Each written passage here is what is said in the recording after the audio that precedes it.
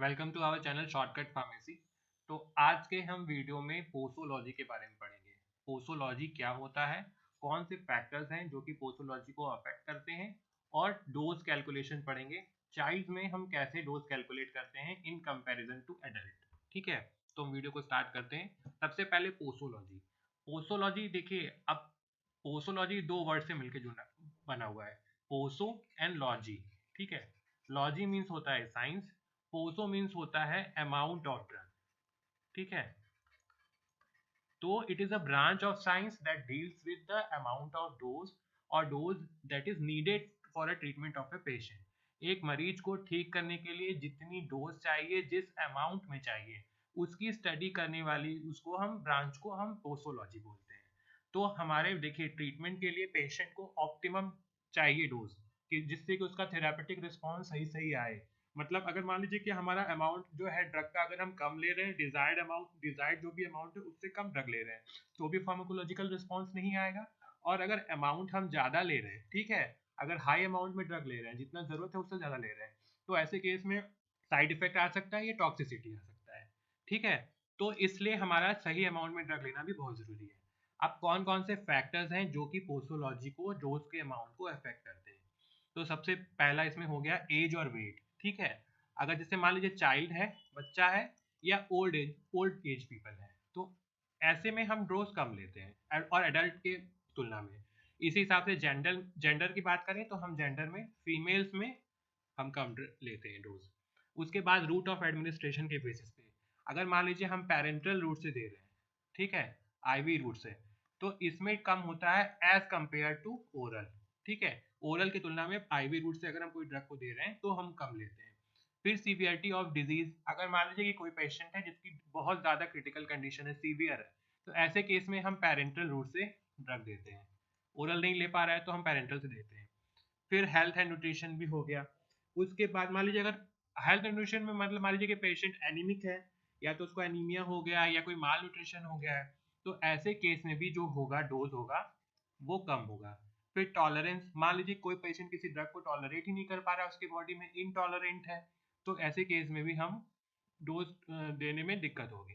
फिर एलर्जी, कोई पेशेंट जो है वो पर्टिकुलर ड्रग को एलर्जिक है, उसके बॉडी में उससे रिएक्शंस हो जा रहे हैं, तो भी हम ड्रग नहीं दे पाएंगे। फिर सिनर्जिस्टिक इफेक्ट और एंटागोनिज्म। ठीक है, एंटागोनिज्म का मतलब हो गया अपोजिट। मान लीजिए कि हम पेशेंट में कोई एक ड्रग दे रहे हैं, ठीक है, जिसका इफेक्ट एडिटिव है, और उसी वो पहले से कोई एक और ड्रग ले रहा है जिसका जो कि सब्ट्रैक्टिव इफेक्ट, मतलब उसको घटा रहा है इफेक्ट को, दोनों में उल्टा काम करने लगे, तो ऐसे केस में भी जो आपका है वो दिक्कत आ जाएगी। या आपका मान लीजिए कि आप एक पेशेंट को जो दवा दे रहे हैं वो उसका एडिटिव इफेक्ट है, वो पहले से भी कोई दवा खा रहा है जिसका जो ऑल्सो एडिटिव इफेक्ट शो कर रहा है, तो ऐसे केस में भी हमारा डोज को इफेक्ट करेगा, अमाउंट को। बहुत ज़्यादा डोज बढ़ जाएगी तो फिर वही साइड इफेक्ट या टॉक्सिसिटी आने लगेगी। फिर टाइम ऑफ एडमिनिस्ट्रेशन भी इंपॉर्टेंट होता है।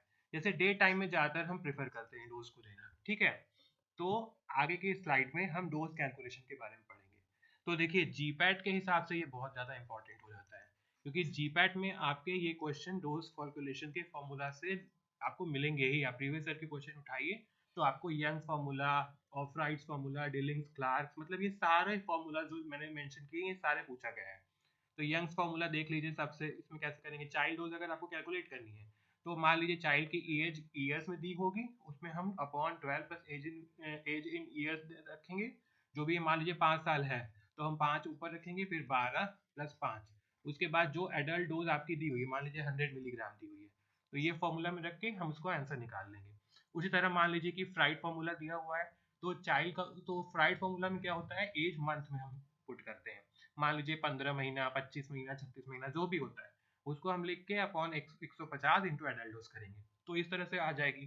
फिर डिलिंग्स फॉर्मूला दिया हुआ है, तो इसमें हम एज इन ईयर्स पुट करेंगे अपॉन 20 इंटू एडल्ट डोज। ठीक है, फिर क्लार्क्स फॉर्मूला, ये भी इंपॉर्टेंट है। क्लार्क्स में क्या होता है, इसके दो फॉर्मूला है। एक तो अगर मान लीजिए यहाँ पे क्वेश्चन में केजी में वेट दिया हुआ है, तो चाइल्ड वेट इन केजी अपॉन 70, और एक होता है पाउंड में दिया हुआ है, तो उसमें ये फॉर्मूला लगेगा। ठीक है, पाउंड वेट पाउंड में जो भी वेट है अपॉन 150 इंटू एडल्ट। उसके बाद सरफेस एरिया के बेसिस पे भी एक फॉर्मूला है। तो अगर मान लीजिए कि क्वेश्चन में आपका सरफेस एरिया दिया हुआ है, तो बॉडी का जो भी चाइल्ड का सरफेस एरिया है वो आपका गिवन है, और एडल्ट का जो भी सरफेस एरिया है वो हम पुट करेंगे इनटू एडल्ट डोज करेंगे तो आ जाएगा।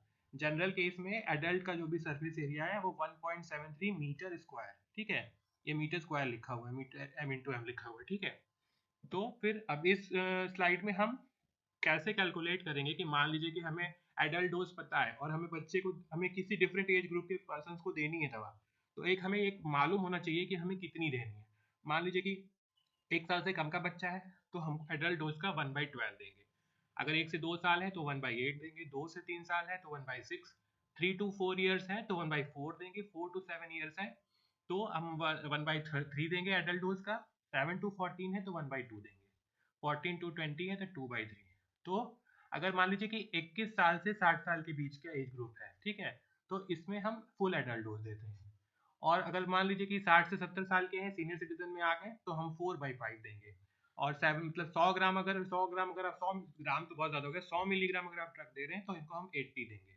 उसके बाद 70 to 80 हो गया तो हम 3/4 देंगे, ठीक है। और अगर 90 से ज़्यादा एज है बहुत, तो ऐसे केसेस में हम एडल्ट डोज का आधा देते हैं, ठीक है। तो देख रहे हैं आप, जैसे जैसे एज बढ़ रही है डोज बढ़ती जा रही है, और एक समय के बाद, एक लिमिट के बाद एज बढ़ने के साथ साथ डोज फिर घटती जा रही है। तो आज के वीडियो में हमने पोसोलॉजी को कवर किया और डोज कैलकुलेशन कवर किया। आई होप अब आपको इस टॉपिक में कोई डाउट नहीं रहेगा। आगे के वीडियो में हम और टॉपिक्स को कवर करते जाएंगे। तो आज की वीडियो देखने के लिए thank you so much. Have a nice day, take care.